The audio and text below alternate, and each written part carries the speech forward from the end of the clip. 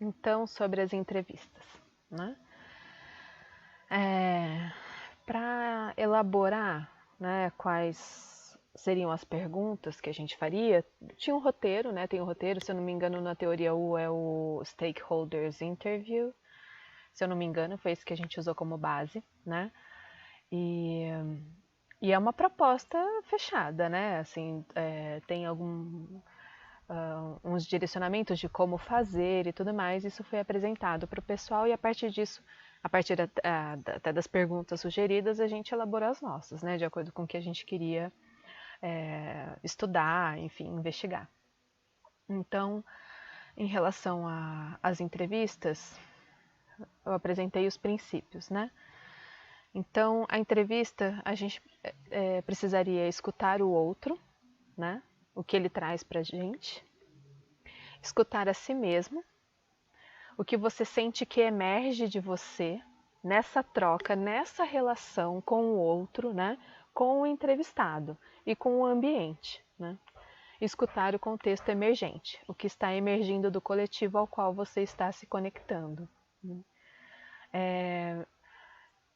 Isso traz um combo muito interessante que eu vou trazer uns relatórios, ou pelo menos uns 2 relatórios para falar para vocês, né? É muito interessante porque é um diálogo holístico, né? Nosso que de entrevistadores com tudo ao nosso redor, né? Com a pessoa, com o ambiente onde a gente está, né? E com a gente, né? Como estamos sendo afetados por tudo isso. Uma outra diretriz é encontre o entrevistado ou no seu ambiente de trabalho ou onde mora.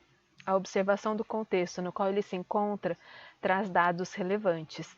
E isso é real, né? Porque, no caso, a sugestão é a gente ir até as pontas, até onde o problema surge, né?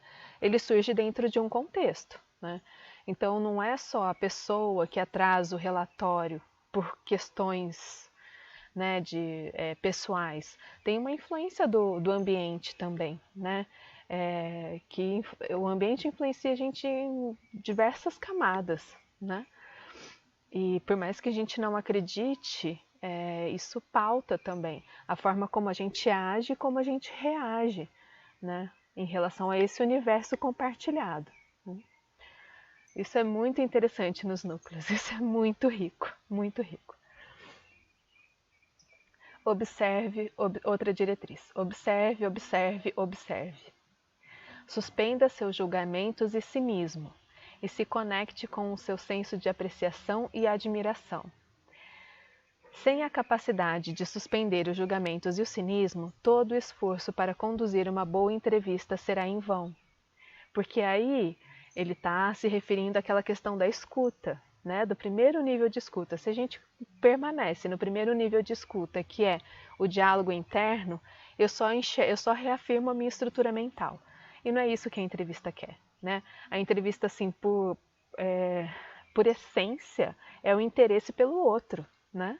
Então a gente precisa deixar isso de lado. O cinismo é algo muito presente, né?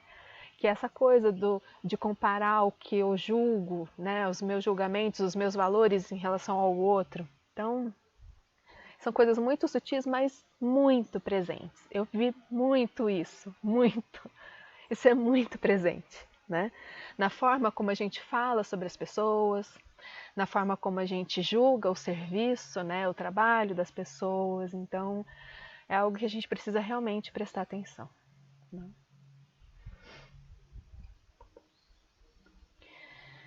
Então, para até a gente chegar nas perguntas que a gente gostaria de fazer, a gente passou por uma outra reflexão, né? Por um outro momento de reflexão, que foi essa discussão em grupo, né? Qual é o contexto no qual vamos nos inserir? Então, aí a gente está olhando para todos os nossos pré-julgamentos, né? Pré-julgamentos no sentido de toda a visão que eu tenho sobre aquilo com que eu vou encontrar, né? Quem são os principais atores com os quais falaremos, quais perguntas queremos explorar, quais suposições eu tenho e quais são as minhas expectativas E daí, no caso, fale sobre a experiência de maior sensibilidade e presença que você já teve. Então, aqui a gente está entrando em contato, né, com toda a imagem que eu tenho em relação àquele contexto no qual eu vou entrar em contato, né, para trazer para a consciência os meus julgamentos, as minhas ideias pré-concebidas, né, as minhas cristalizações, as minhas estruturas mentais e tudo mais. Né? É importante a gente olhar para isso, né, ter isso muito consciente, né, que é a partir dessa consciência que a gente vai ser capaz de se abrir para o outro, né, porque é diferente. E falar sobre a experiência de maior sensibilidade e presença que você já teve é uma maneira de fazer a gente se conectar com esse outro lugar, que é o que a gente quer ocupar, né? Que é justamente o lugar da sensibilidade e presença para ouvir o outro. Né? Então a gente traz para a consciência aquilo que é e que nos impede desse contato, e depois a gente traz para a consciência esse contato do que a gente realmente quer, né? A gente traz para a consciência esse outro estado que a gente quer ocupar e que existe dentro de nós. Traz ele também para a consciência. Olha, eu consigo, né, estar nesse lugar, eu consigo ter essa presença e essa sensibilidade porque eu já vivi isso. Então, isso traz uma segurança, né, uma autoconfiança. Né, que precisam andar junto com a consciência daquilo que a gente não, daquele lugar que a gente não quer ocupar, né? Assim, é uma balança que a gente vai caminhando, né, trazendo a consciência para o lugar que a gente não quer ocupar e relembrando que a gente pode ocupar esse outro lugar, que é o lugar que a gente quer.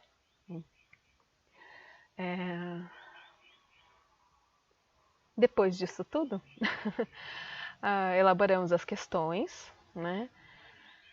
Separamos por vários blocos, falando sobre a entrega, o núcleo, o sistema de pedidos, o relatório, que é aquela planilha em Excel, sobre a comissão de finanças da rede e algumas teorias específicas da teoria U que a gente achava que eram pertinentes, né? Então foi muito interessante, porque a gente conseguiu mapear o quanto esses responsáveis estavam, né, que eram na época, no caso, alguns já mudaram, né? Quanto eles estavam conscientes do próprio trabalho, né, de quais são as suas atividades, a sua importância para a rede, a sua importância para o núcleo. A gente conseguiu perceber como é que o olhar deles sobre a rede, sobre o núcleo, as suas dificuldades, as suas ideias, né? E daí a teoria U ela leva a gente um pouco para um lugar mais sensível e de tomada de consciência, né? Que daí a gente traz sugestões para o melhor funcionamento da rede, coisas mais amplas e não tão específicas relativas à função, né? Coisas que extrapolam a função. É isso.